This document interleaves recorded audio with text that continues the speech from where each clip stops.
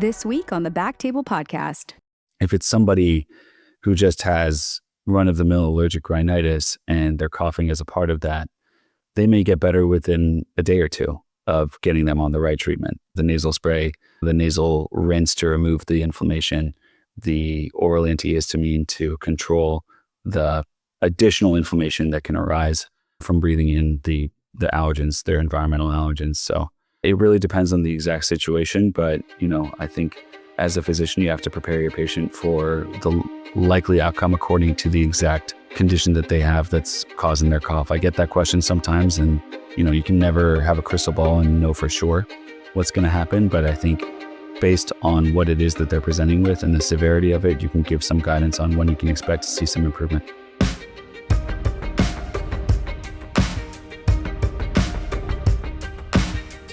We have Dr. Basil Kahwash. He is a board-certified allergist and immunologist practicing at Ohio ENT and Allergy. Welcome to the show, Basil. How are you? I'm doing great. I'm feeling lucky to be joining both of you as well, so thank you for having me. Can we do a quick shout out?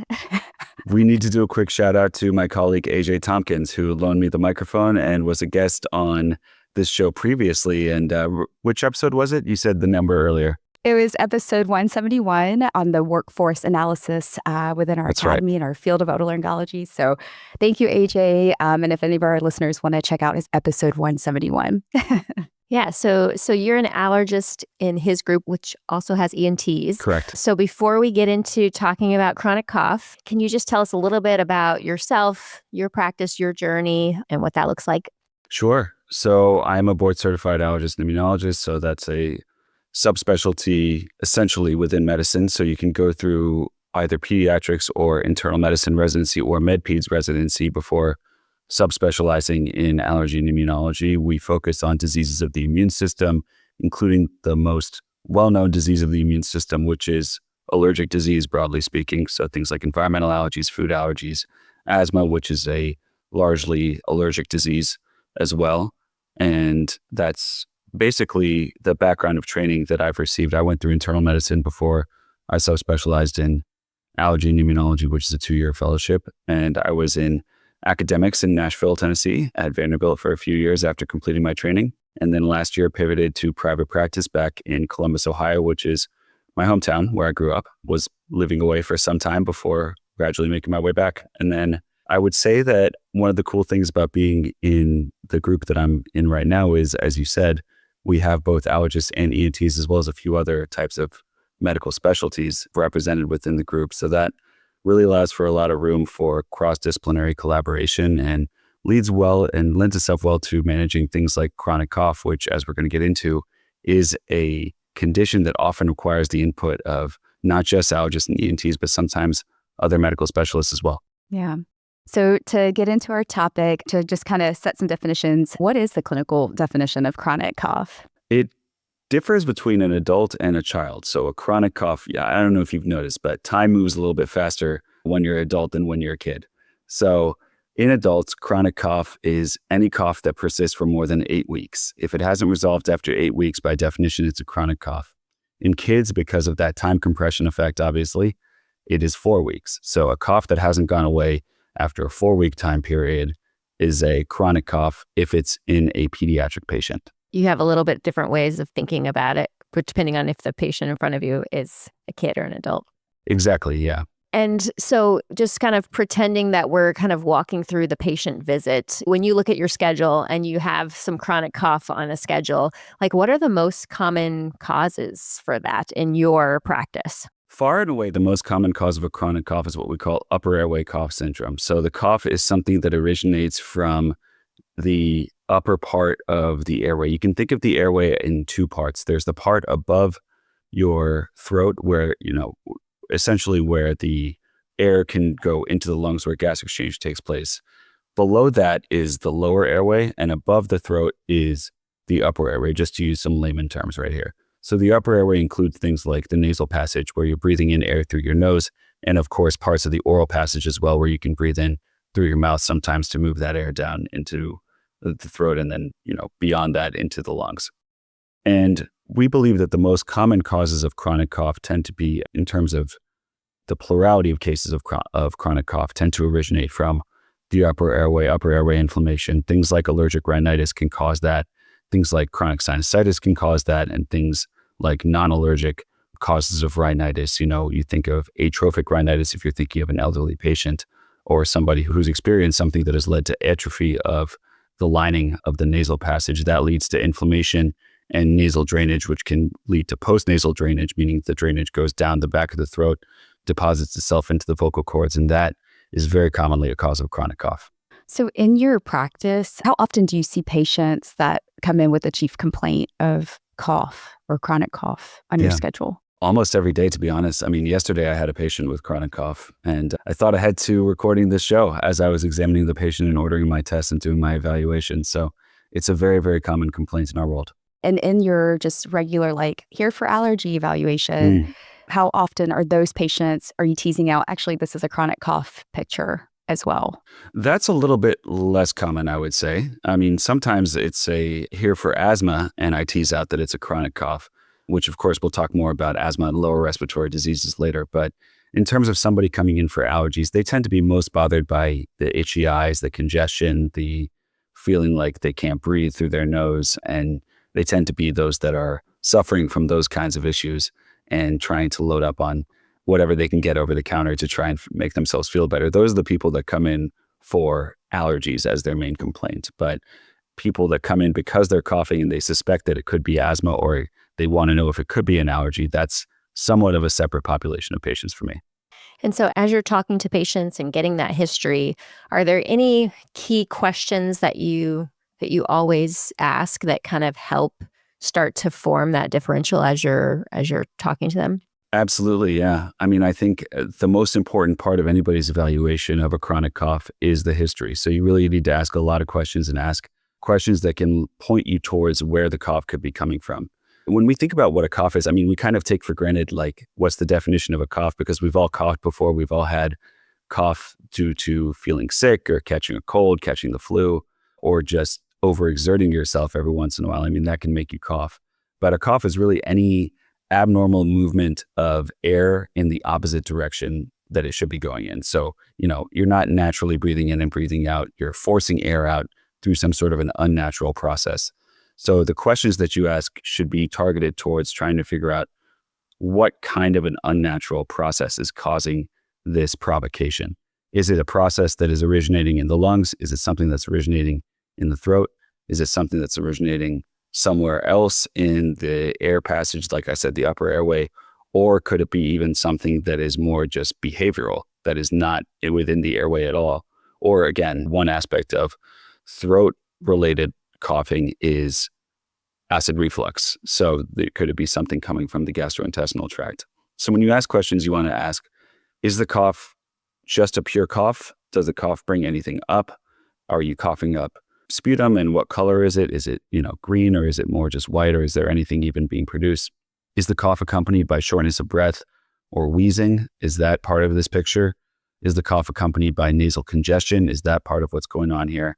And then when you ask about when the cough started, so like I said, it's been over 8 weeks in an adult, was there something during that initial time period that may have started this whole cascade? Did it start when you were really sick, or you had pneumonia, you had to take an antibiotic or something like that? Or did it start with some sort of a gastrointestinal episode that you had during that time that may have ignited this process and now made it such that it's difficult to control?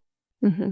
Like a post-infectious cough where everything is better except for the cough or something like that. Yeah, that's a great example of that. What about when patients have, symptoms maybe at night, and I'm always kind of thinking about, okay, is it related to that they have more dust in their room and so there's more allergic exposure, or is it related to that they're laying flat now and so now maybe they're having more reflux?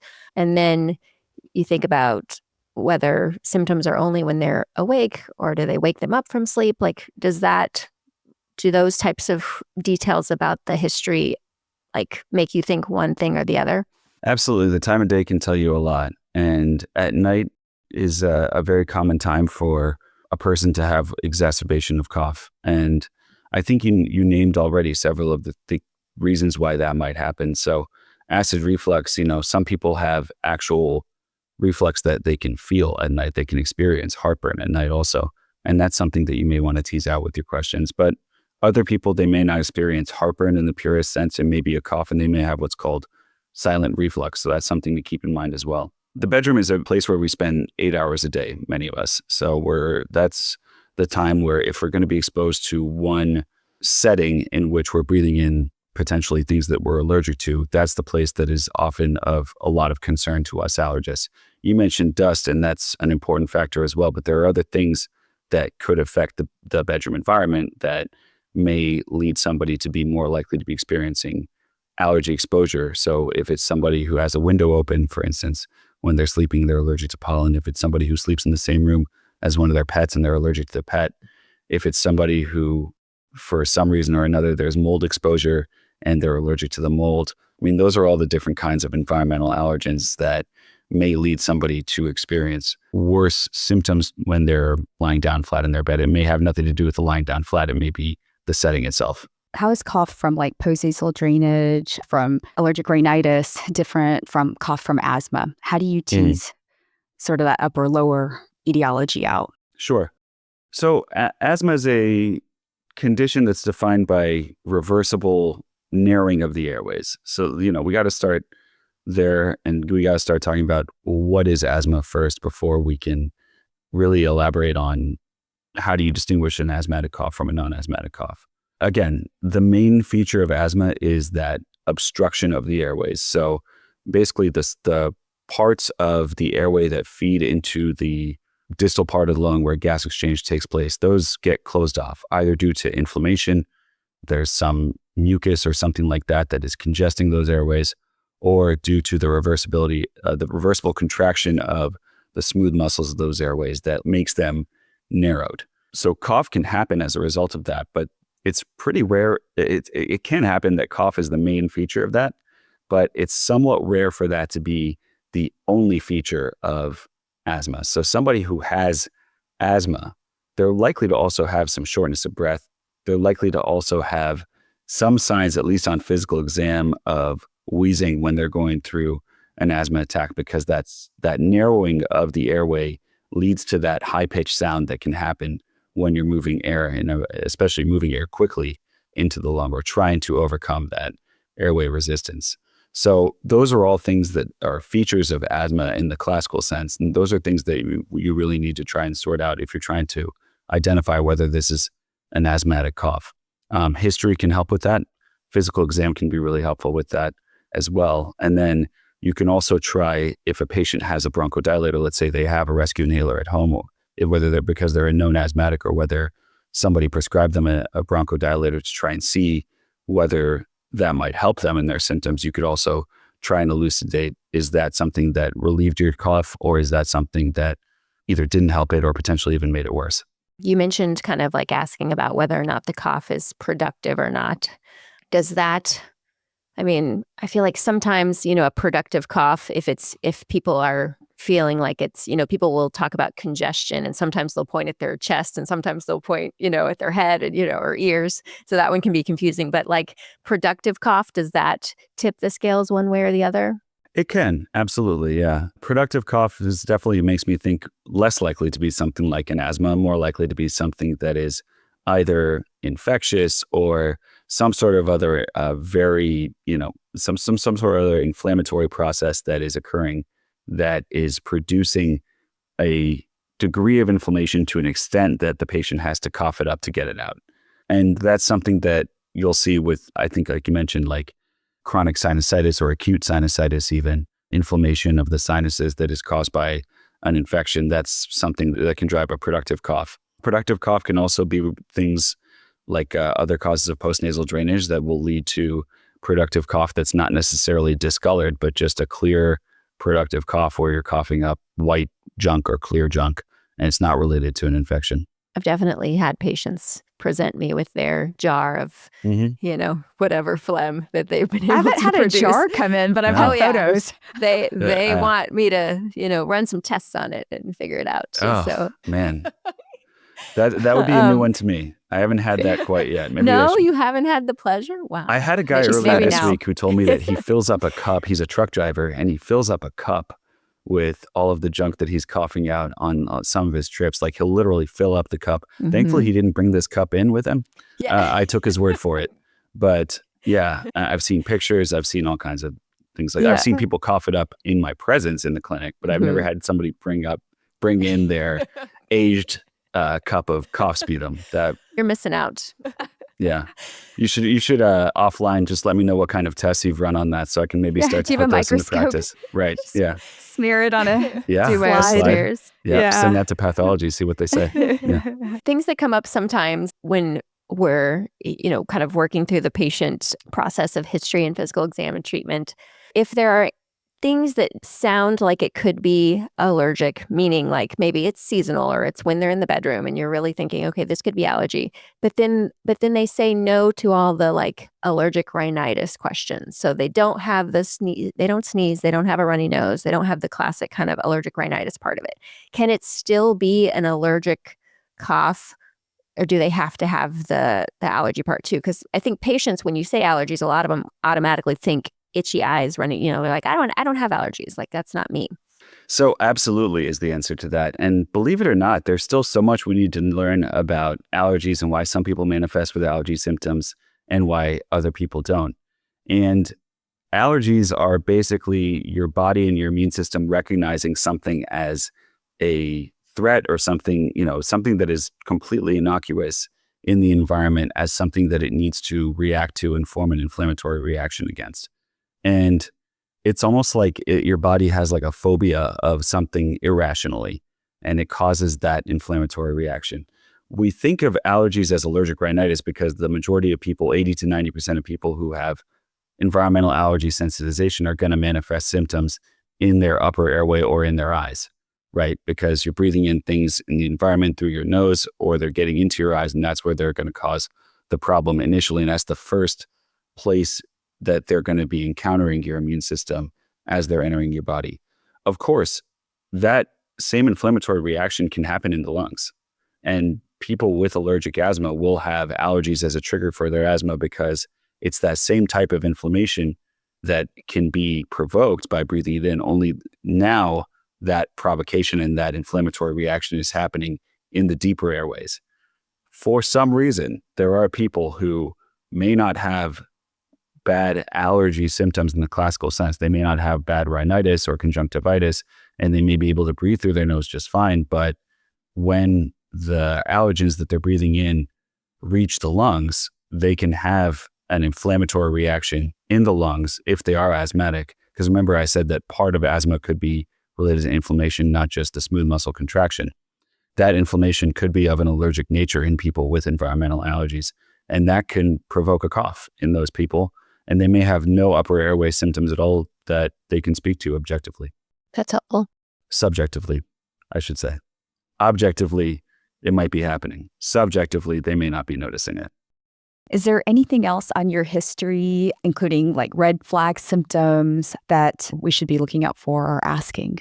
Yeah, so red flags, in general, in the allergy clinic, the patient is not going to be coming in with one of these red flag findings. So I should say that when I talk about things like that, it's mostly from an academic standpoint, or the once in a blue moon where you pick up a red flag in somebody who's totally stable and they're coming into the allergy clinic to be evaluated for a cough. But when we think of chronic cough related red flags, we think of things like coughing up blood. If somebody is coughing, if they have a chronic cough and they've been coughing for more than 8 weeks and the cough is sometimes productive of blood, that's really worrisome. And that's something that they need to be seen for and treated and be diagnosed on a more urgent timeline.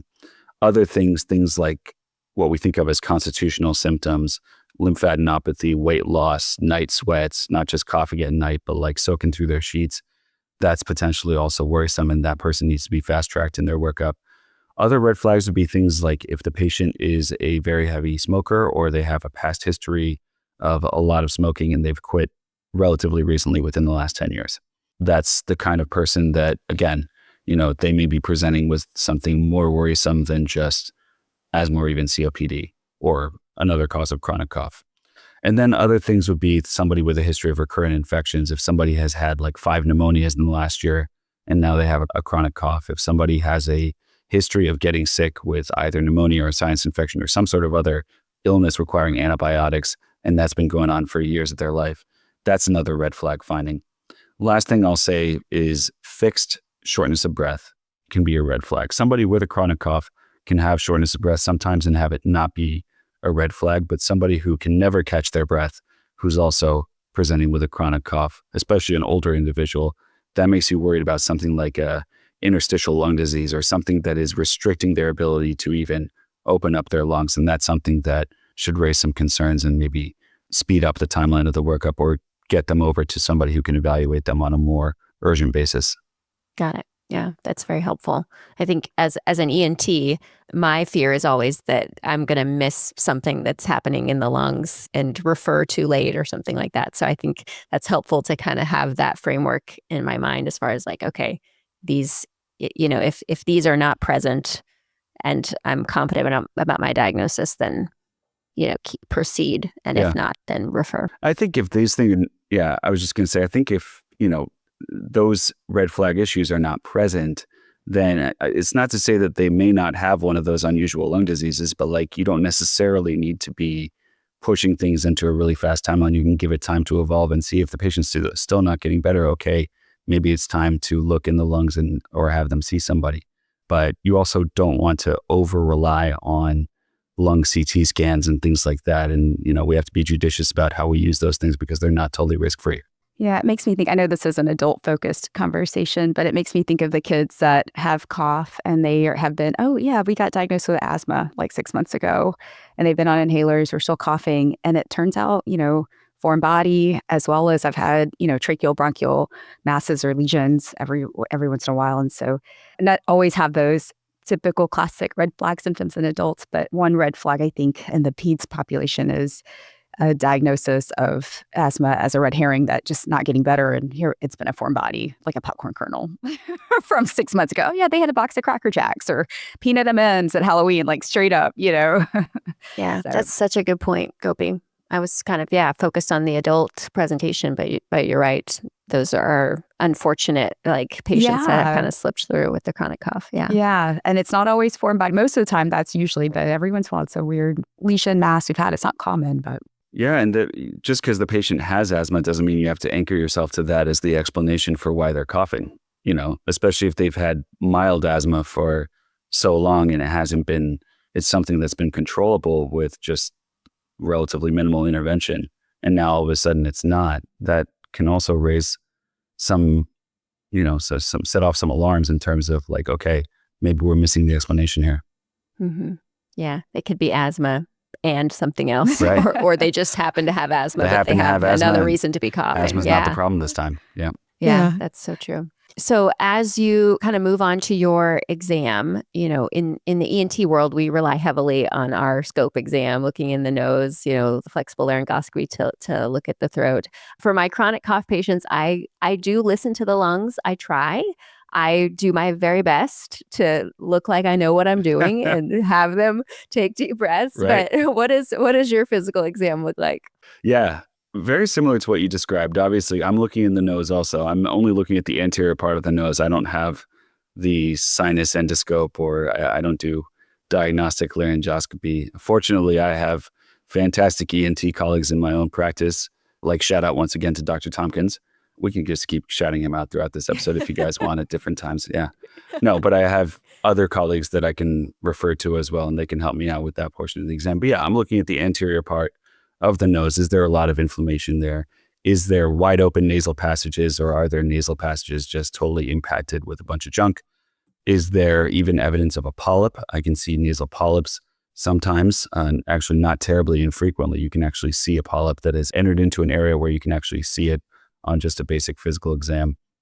And then other things, nosebleeds, other things you may pick up on, foreign bodies if it's a kid.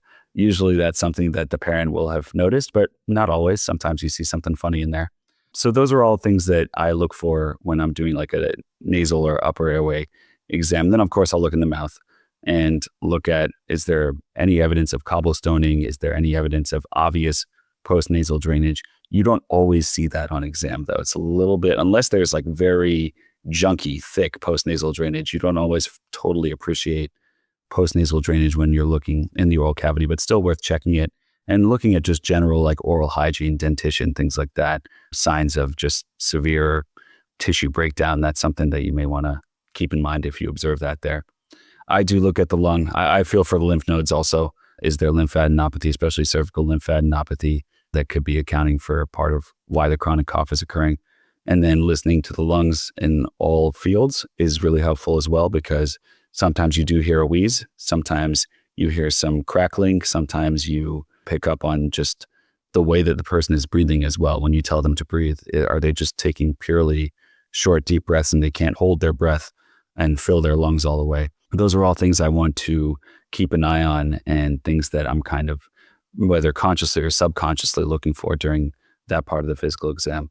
Obviously, there are other things you notice on exam as well, like, is the person extremely nervous? Could it be like a habit kind of cough? And if the patient has really dependent edema, I have on one occasion sent somebody to the ER because of a heart failure exacerbation that was presenting as a chronic cough, and the patient had asthma also. But in this case, it wasn't asthma that was making him cough. And the last thing I wanted to do in that situation is give her a bunch of steroids, because that would have just made things worse.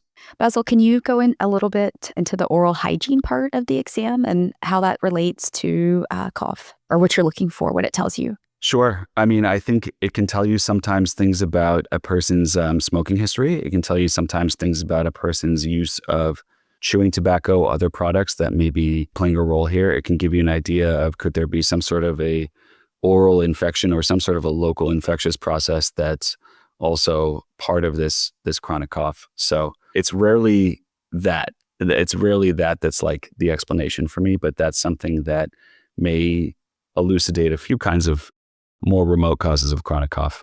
When you're listening to the lungs, is it okay to listen over their shirt, or does it need to be in contact with their skin? The stethoscope, that is. Oh, man. Do you want the official answer, or do you want the turn off recording for just a few seconds? I want to know what you do. Yeah. If I came to you as a patient, what do your patients get from you? You're going to hear it better if it's on their skin. You are going to hear it better if it's on their skin. Officially, yes, that's the best way to do the exam, is to have the patient in a gown and listen directly on their skin, or have them raise up their shirt and listen directly on their back. And if I'm really trying to appreciate something that I think I might be hearing, but I'm not 100% sure, I will ask the patient to do that and then try to listen again. For most of my patients, if they're just coming in for a routine visit, I don't like to listen through like a sweatshirt or a jacket or something like that. But if they're just wearing a light t-shirt, like, usually I'll just listen through the t-shirt, and I don't think there's enough fabric there to interfere with what I'm trying to make a diagnosis of. But you have to use your preclinical judgment as well. You have to say, okay, you have to weigh that against, is it worth putting every single patient into a gown and listening to their skin? What if they're not here for that? What if you're just listening to their lungs to try and check your boxes, both because that's part of your routine exam and because you want to make sure you're not missing something, but you're not super concerned about it. Situations like that, you have to make your compromises with the real world. Yeah, that makes sense. If you're not hearing any lung sounds, they should probably take their jacket off. Yeah. Or phone your allergy colleague to come take a listen if you don't own a stethoscope. Right. You mentioned earlier that one of the most common things you see is upper airway cough syndrome, which in that scenario, I guess the question is, most of the time, is the lung exam normal in chronic cough? Yeah, actually, most of the time it is. Most of the time, the lung exam is normal. Most of the time, the chronic cough is originating from somewhere outside the lung. So the lung exam is not going to be super revealing. The patient, when you ask them to take a full deep breath, sometimes they don't cough when they take a full deep breath. They're coughing all the other times, but when they're really thinking about their breathing and thinking about filling up their lungs and holding it and then breathing out for you, that's the time when they're not coughing. It's when they're not speaking or when they're breathing normally at their normal pace. That's when they're coughing, and that's often what we see in cases of upper airway cough. And Gopi, back to your pediatric example, when you're seeing your kids with chronic cough, do they get scopes? It just depends on their age? Yeah, Okay. I try one because I want to see what their larynx looks like, what their adenoids look like, is there drainage, what's in their nose. So yeah, usually I will offer that. All ages? Yeah, I mean, they're here to see me for a reason, and I feel like that's the one investigation that can provide extra information. And I do offer it and talk to the families, because I think it helps.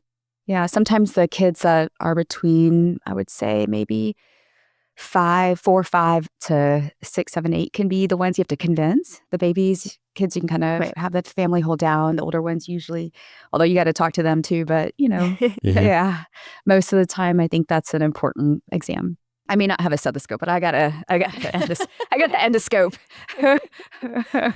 So in terms of the patient in your office, you've kind of gone through your history, told us about the exam. In terms of your workup, what kinds of diagnostic testing do you have kind of that you think of, and how do you know what you're going to order when? Yeah, it's a really good question. I mean, that's guided all by the history and the physical exam. The history and the physical exam can point you in some direction most of the time. Not always, but most of the time.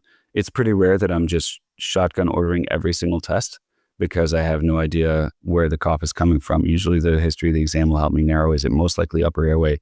Is it most likely lower airway? Or is it potentially something more in between, like a vocal cord related condition or something like gastric reflux? So I think oftentimes allergy testing is commonly something that I'll do because there are, of course, in the allergy office. And sometimes even if the cough is not allergy related, the patient has enough concern personally that just to try and reassure them and try and help them identify, are there allergic factors that are triggering this? Yeah, we'll do allergy testing very frequently.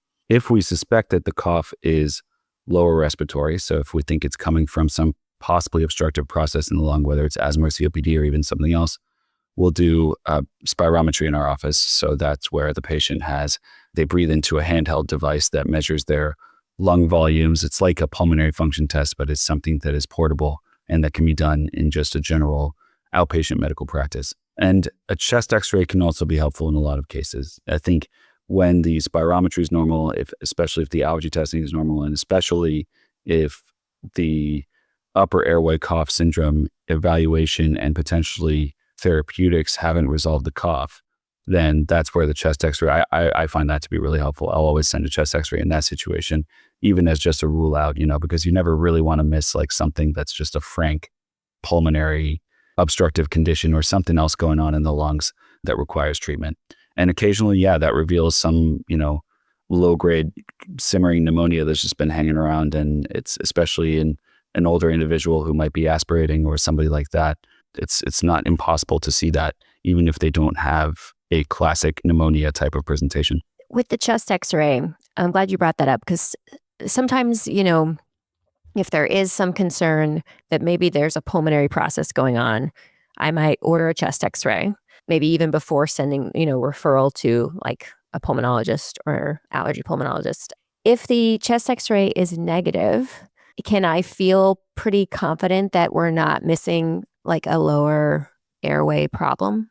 Yeah, it's a good question. It depends on how you define a lower airway problem. I mean, for me, the chest x-ray is a tool that I use to try and almost risk stratify, help me sort out the likelihood that this is a lower airway condition if I still have an undifferentiated chronic cough weeks after I've first seen the patient, or if there's some reason to get it early on, then I can, I'll get it early on as well. Chest x-ray is not going to rule out every single pulmonary condition that could be going on. I mean, but I typically do use the chest x-ray because I'll typically obtain the chest x-ray before I refer to pulmonary medicine, because it's something that if there is a certain type of problem, it's something that I can treat and try and see whether this is something that resolves before needing to send them to the pulmonary specialist. It's not perfect though. I mean, it doesn't always pick up on things like interstitial lung diseases like I mentioned before. Right. So, and there may be other reasons why the patient might need to see the pulmonologist, even if the chest x-ray is clear. It's a good kind of first round, it's relatively quick and easy to get. It's going to catch, like you said, if there's a pneumoniya or heart failure or pulmonary edema. Sure, relatively low radiation, Yeah. Risk to the patient is very, very small. So it's a good diagnostic tool to have. Cool. And in a kid even, I mean, Gopi mentioned earlier, tracheal problems or tracheal malacia, something like that. I mean, that's a little bit outside my wheelhouse, but something like that could be revealed on a chest x-ray as well. Yeah, if it's a foreign body that's radiolucent, you might pick it up. And then I agree, things like a pneumonia, that sometimes there'll be bronchiectasis, anything kind of infectious related. All of those things can be helpful too. When do you decide do you get sinus imaging for some of your patients that you think have chronic rhinosinusitis? Like if if they're fitting that category, how do you work those patients up? Sure. I used to get sinus imaging myself all the time.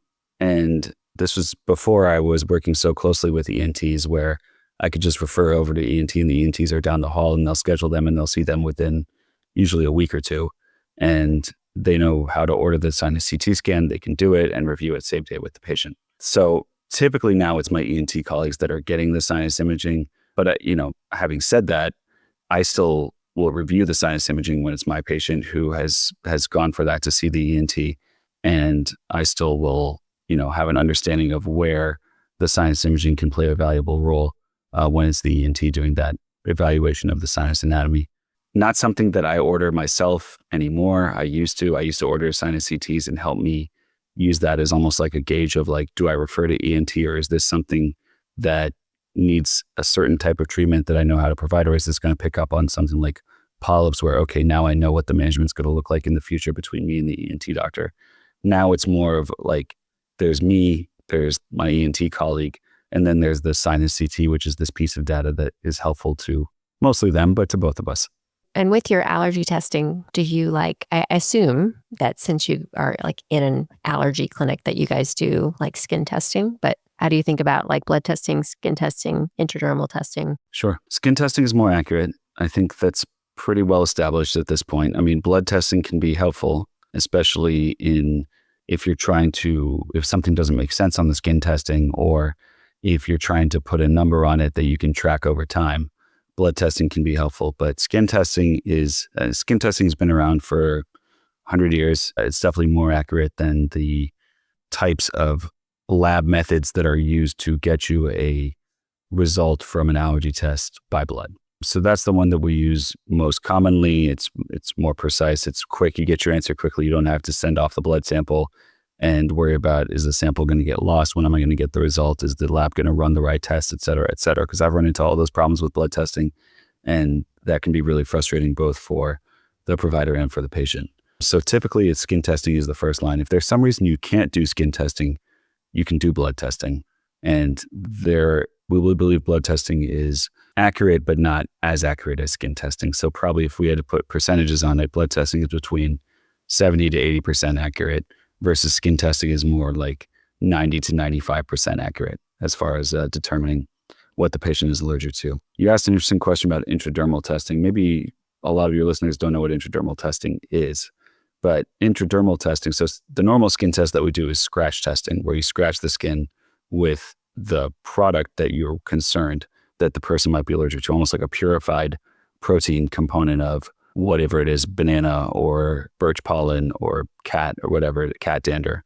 And you scratch the skin with that and you try and provoke this local mosquito bite-like reaction. And if it's positive, it tells you that the patient has an allergy to whatever it is you just tested to. A intradermal test is a slightly more sensitive, but also it runs a risk of false positives form of that test. It's where you inject a diluted concentrate of that protein that I talked about before, whatever it is you're testing for, you inject it under the skin, almost like a TB test, and you watch it for 15 minutes also.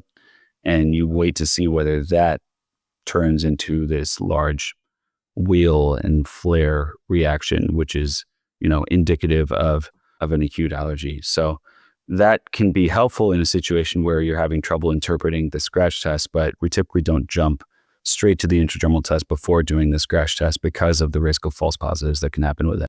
So more sensitive and used when the skin prick testing is kind of inconclusive, or if you have a particular. Yeah, and it's more sensitive, but it's also more likely to be irritating.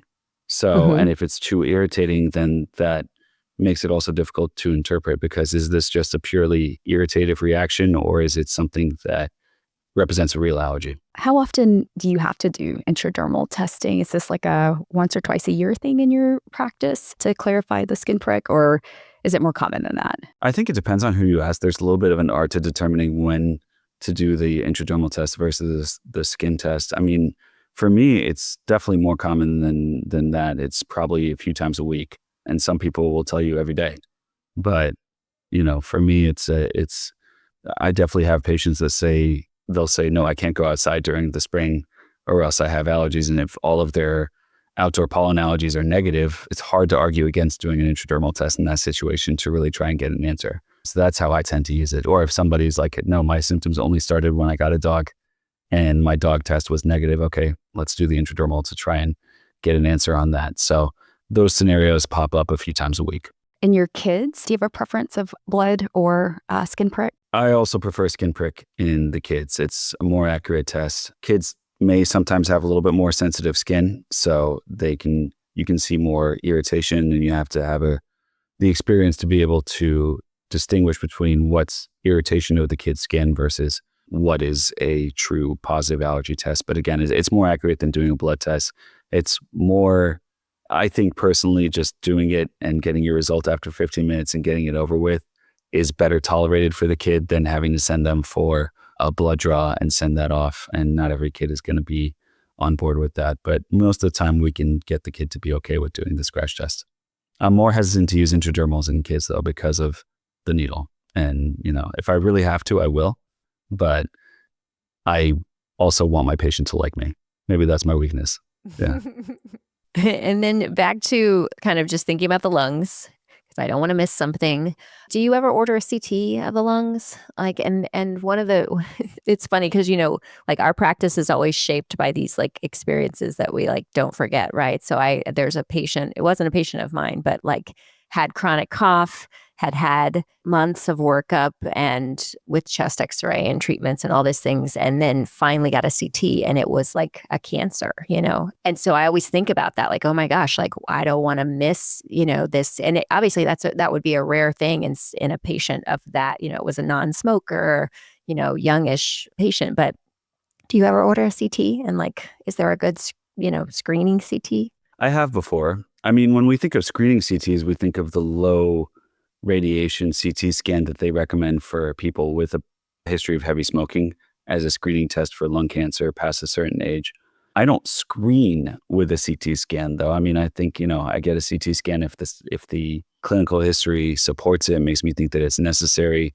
If there's something really weird with the chest x-ray that is also likely to be a contributing factor to the patient's chronic cough, I may get a CT scan before sending them to pulmonary. So it's something I've done before, but oftentimes that's something that will be done in the pulmonary clinic. If there's good reason to send them to a pulmonary specialist, that's something that can be obtained by them. I will say that when I worked at a larger medical center where it was easier for me to facilitate the patient getting a chest CT, then I was more likely to order the chest CT. Now it's more like, okay, in the outpatient world where I don't have a chest CT scanner easily available to me, maybe that's something that is going to be better managed by somebody who has the access to set that up more easily. I might be kind of going back a little bit, but it also kind of goes into the next question about other specialists. And we've talked about pulmonology a lot, what ENTs can provide, potential role, for GI, for thinking reflux but I wanted to ask you, you'd mentioned banana test. And I feel like food allergy for me is such this black box that I need to learn more about. I don't know why banana is the food that popped into my head first, because that's not the kind of thing that most people are allergic to. But, it's... No, but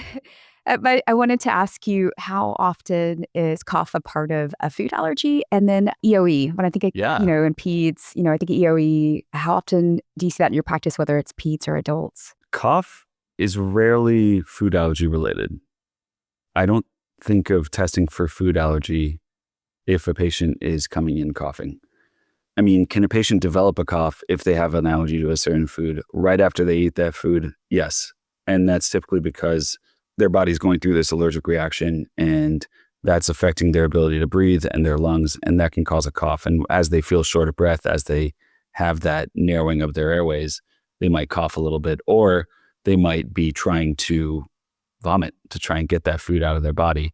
And that might look like a cough initially. I don't think of somebody who's coughing at random times sporadically throughout the day or has a chronic cough that goes on for a long time. That's not going to be something that is caused by a food allergy. How much of your practice has EOE, whether it's kids or adults? And how often is cough a significant symptom for these patients who might present with EOE? That's a really great question. So EOE is eosinophilic esophagitis. It is, people call it the asthma of the esophagus because asthma is often characterized by eosinophilic inflammation within the airway passages of the lungs. EOE is eosinophilic inflammation within the lumen of the not within the lumen, but, within the esophagus, the tissue of the esophagus, and the eosinophilic inflammation it embeds himself within that esophageal tissue, and it causes narrowing and fibrosis of the esophagus with difficulty swallowing and sometimes spasms of the esophagus that are due to that inflammatory situation that's going on there. So when those spasms occur, you can have cough. You can have reflux even in certain situations with EOE, and that can provoke cough. And oftentimes patients with EOE, after they've eaten something that is either is getting caught or moving slowly through their esophagus, they may have what's called retching, which is where they're like trying to either produce or trying to cough up the food bolus that is stuck there, or their body's just trying to find a way to push it down where digestion can happen. And that retching can look a lot like cough sometimes as well, because it's like, just like this, like I said, a cough is like abnormal movement in a retrograde direction of air. This is also an abnormal retrograde movement of something that is not necessarily within the airway, but it's still something that requires you to increase the amount of pressure within the thoracic cavity to try and push that food bolus upwards. So yeah, that can look a lot like a cough. And that's what I associate with EOE. How often do I see EOE in my practice? That's a good question. Yeah. Sorry, I was going to get to that. No, I was just going to say cough. I feel like it's such a EOE. I feel like 10 years ago, I think of these one-off patients in our practice, right? Where you're like, gosh, it wasn't even on my radar. It's probably about 10 years ago. And it was a younger kid that presented with, it was the main symptom or complaint was cough. And, upon further workup and eventually got a triple scope, and the ultimate diagnosis was EOE. But I always now we have a lot more knowledge, I think, about EOE. We have more in the peds world, a lot more, aero teams that this is much higher in the differential and things like that. And so it's always something where I'm like, again, definitely there and should be on the differential. But yeah, it is increasingly diagnosed. I think it's probably, like you said, it's something that is still somewhat more commonly diagnosed in peds than in the adult world. But there are still adults that come in and get a new diagnosis of EOE, and we see those not infrequently. Do you refer to speech? Like we refer to speech sometimes as well? Yes, we do. Yeah, particularly if the patient's coughing because of something vocal cord related, if they have vocal cord dysfunction or a paradoxical vocal cord movement disorder, that's something where speech therapy can offer a lot of therapeutic benefit, speech and even sometimes behavioral therapy. We did mention GI briefly, but yeah, I mean, there are certainly patients that need to see GI due to either uncontrolled acid reflux that is best managed in the GI doctor's office, or due to EOE, as Gopi mentioned before. Other specialists that could be involved sometimes, I mean, occasionally neurologists will get involved if there's a neurogenic cause of cough and there's that suspicion. But I think we've mostly covered the types of specialists that are going to be involved in managing a chronic cough. Primary care certainly, can be part of the treatment team. Cool. But I thought that was kind of assumed. But so many patients don't have a primary care doctor these days also. Yeah, not something we should take for granted, I suppose. Yeah. Yeah. Before we talk about treatment, I do want to define a little bit better upper airway cough syndrome, because I feel like that's a little bit more of I'm not as comfortable or familiar with kind of the diagnosis and treatment and management of that. Well, it's an umbrella term. Upper airway cough syndrome it's not one disease. I'm never going to tell somebody, hey, you have upper airway cough syndrome. I'm going to tell them you're coughing because of drainage into your throat from your nasal cavity, from somewhere in your nose or from your sinuses, and that's what's making you cough. And if I know why that's happening, then I'll put a name to that. I'll say, this is allergic rhinitis, this is atrophic rhinitis, this is chronic infectious sinusitis, or this is nasal polyps of your sinuses that are causing this problem. But upper airway cough syndrome is almost like the academic label that we put on all of those things grouped together that can cause a cough due to postnasal drainage and due to subsequent clearing of the throat that happens in those situations. Cool. So yeah, just kind of like helping differentiate a diagnosis of cough into, okay, we think we at least know that the cough is coming from the upper airway. Yeah. And then you just kind of try to, get more specific from there. Yeah. And there are a lot of those terms just that are kind of textbook terms that are not really part of normal everyday clinical practice. I mean, another one is non-asthma eosinophilic bronchitis, which basically means that you don't have asthma, you don't have reversibility of narrowing of the inflammation in your lungs, but you don't have reversible narrowing of your lower airways, but you still have eosinophilic inflammation of your lungs. Technically, that's not asthma, but essentially, you're going to treat them for the most part as though they're asthma patients. So it's just one of these terms that, you have to put a label on it in a certain way for the medical literature, but it's not necessarily something that you're actually talking about on a day-to-day practice level. Got it. Thank you. I think that sets the stage nicely. You're welcome. So with allergies, so let's say you've done your allergy workup and you determined that indeed this person is allergic to something in the environment. Then take us down that treatment pathway. Sure. So with allergy, of course, you have to break it down into, is this something that is potentially avoidable in the environment, or is this something that the person is just going to be exposed to on a day-to-day basis regardless, or not even on a day-to-day basis, but on certain times of the year. You can't tell everybody to live in a bubble and restrict them from interacting with the things in the air that are being carried in the outer environment completely, right? You can't avoid all those things. So avoidance, when possible, might be part of your management recommendations, and avoid control when you can't fully avoid, but control and reducing the amount that you're exposed to the allergen can help, especially if it's something like an animal that you can keep out of the bedroom, or something like dust levels. You can reduce the levels of dust inside the home, or something like mold, which can be managed and oftentimes very easily removed. But things like pollen, it's really hard to be a person who just fully avoids all of the pollen that you're allergic to if you want to have any quality of life whatsoever, right? Especially because we want people to go out and get sunlight and get fresh air and reduce stress. And if you're telling somebody simultaneously to stay inside with the windows closed on a nice day, that seems contrary to some of the other medical advice that you're giving them. So medical treatment is a big part of that. And then immunotherapy is the other major cornerstone of how we treat those types of allergies in a lot of our patients. I mean, medical management, we think of things like over-the-counter antihistamines. We've already talked about those briefly, and those are the things that you'll see commercials for on TV. Nasal treatments, things like nasal steroids or nasal antihistamines, those can be helpful in treating allergies and reducing the allergic inflammation within the nose, and will therefore help somebody with upper airway cough syndrome due to allergies. And immunotherapy works by essentially giving somebody a diluted form of the pollen or the animal dander or whatever it is that they're allergic to in a shot, and gradually teaching their body and training their body to be less allergic to those things that they're allergic to. So we often use one or more of those treatment modalities to try and address environmental allergies in somebody that we diagnose with allergy. Do masks help? So like if they're outside and it's, high pollen levels that day, does wearing a mask help?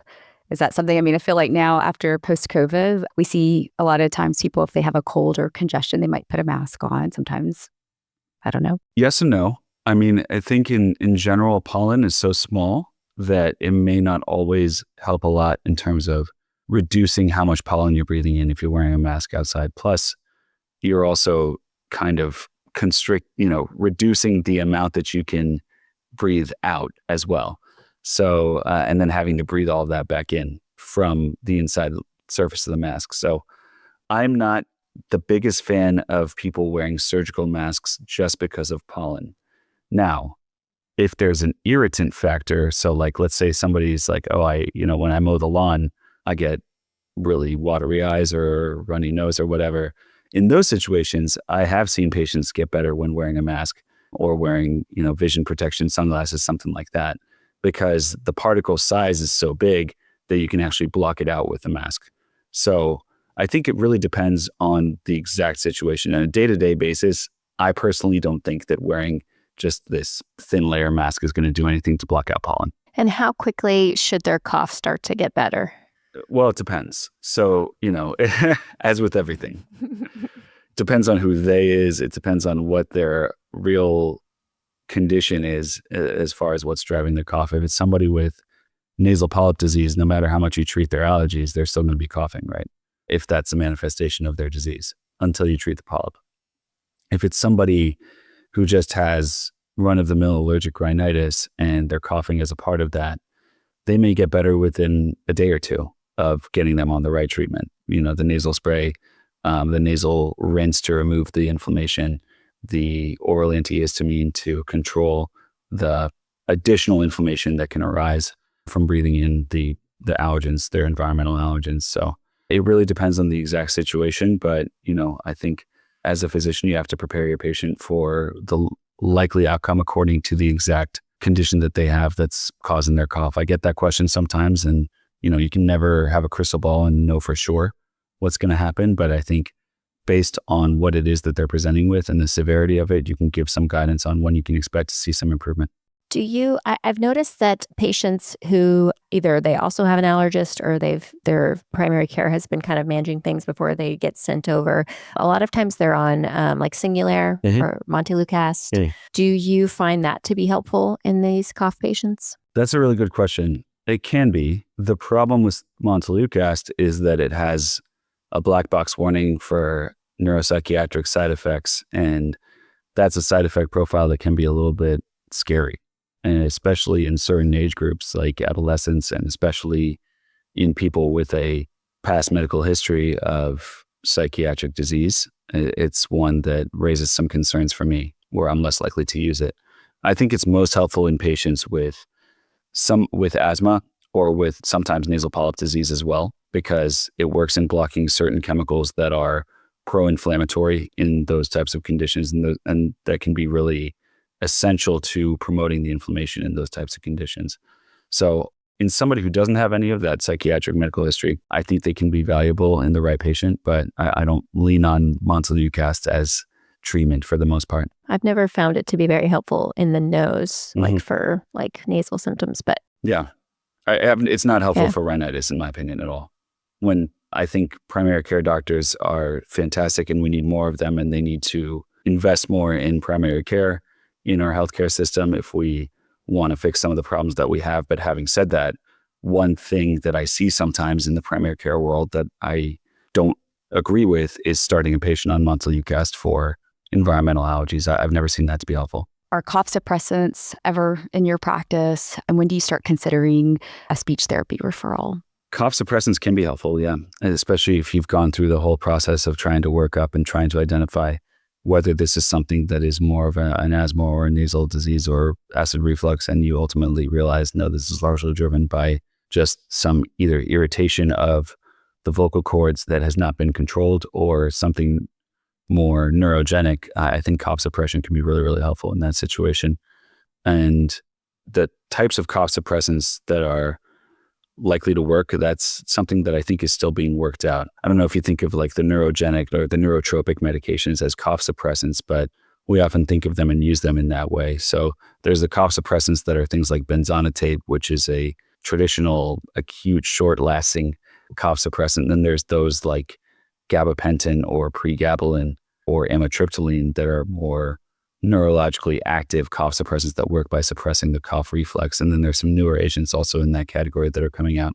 Speech therapy is something that really that's a referral that's made in collaboration with the ENTs from my standpoint. That's something that I've rarely been the person to refer to speech therapy directly from the allergy clinic, because the patient really does need to undergo vocal cord exam with a laryngoscopy before we can say for sure that they're going to benefit from speech therapy.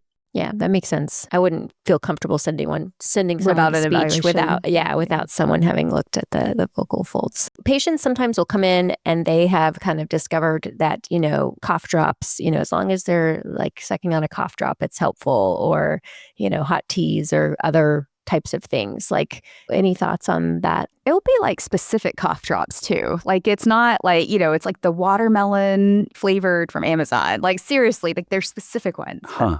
Yeah. Maybe I haven't heard anybody say like the specific flavor of the cough drop. That makes me think that there's might be some secondary gain there. Like, you will not take my watermelon from me. I think when I hear that story, that makes me think that maybe it is something just related to irritation of the vocal cords. So the patient either had some sickness that they took a long time to get over, and they did something, they coughed so much that they irritated the tissue of their vocal cords, and now they really need to reset. And the only thing that gives them any relief is sucking on a cough drop that loosens up and moisturizes the vocal cord area, or that part of the larynx where the cough is originating from.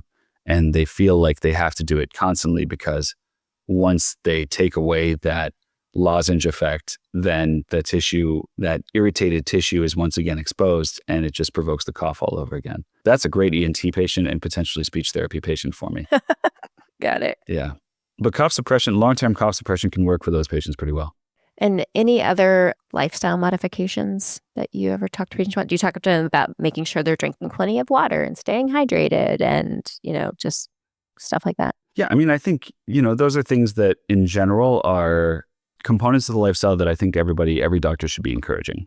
Take deep breaths, try to reduce stress, try to drink lots of water or stay well hydrated.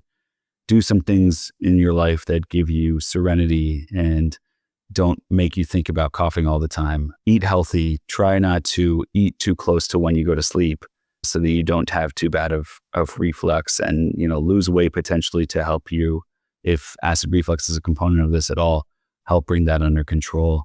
Pay attention to your diet and your physical activity, all of those, and quit smoking. All of those things are things that can be beneficial, but it's in terms of what you want to prioritize, it really depends on the patient. And it depends if it's somebody that you think is where hydration is the main or a major part of this, then yeah, you'll talk about make sure you're drinking plenty of water and taking the time to do that.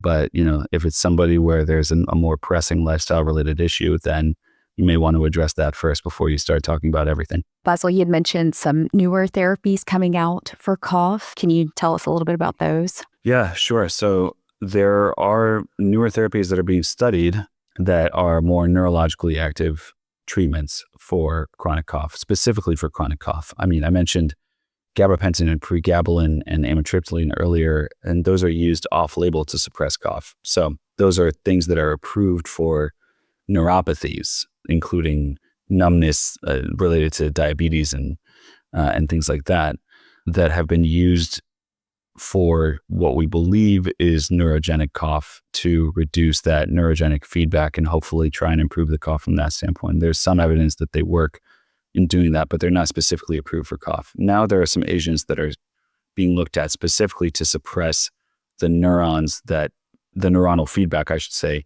that causes a heightened cough reflex. And those are things like gefapixant and camlipixant. And I may be pronouncing those wrong, but those are two new agents that work by blocking a receptor called P2X3 that is a cough receptor. So patients with chronic cough often have heightened sensitivity to activation of those receptors at the neuron that makes them cough. And these agents work by blocking that receptor and reducing the effect of that heightened sensitization, and hopefully therefore reducing the frequency of cough in those individuals. I will say one of those drugs is approved in the EU already and not in the US. The other one is still going through phase 3 trials, so it hasn't been approved anywhere yet. But those are things to keep an eye on for the future. Cool. Very exciting. Okay. Well, this was really great. Thank you for giving us, a look behind the curtain to see how you kind of think about these patients. And another shout out to AJ Tompkins. Thanks, just AJ. Because if listeners want to find you or learn more about you, what's the best way for them to do that? Yeah, so probably most active on LinkedIn among all social medias. So that's an easy way to connect with me. Happy to connect with anybody. I am also on Instagram. I post there a little bit less often.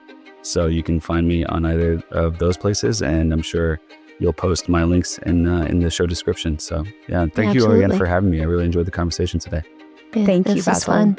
Thanks.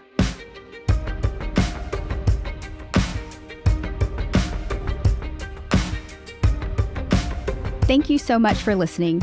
If you haven't already, make sure to subscribe, rate the podcast 5 stars, and share with a friend. If you have any questions or comments, direct message us at _BackTable ENT on Instagram, LinkedIn, or Twitter. BackTable ENT is hosted by Gopi Shah and Ashley Agan. Our audio team is led by Kieran Gannon, with support from Aaron Bowles, Josh McWhirter, and Josh Spencer. Design and digital marketing led by Brian Schmitz, with support from Taylor Spurgeon Hess. Social media and PR by Chi Ding. Administrative support provided by Judy Dela Cruz. Thanks again for listening, and see you next week.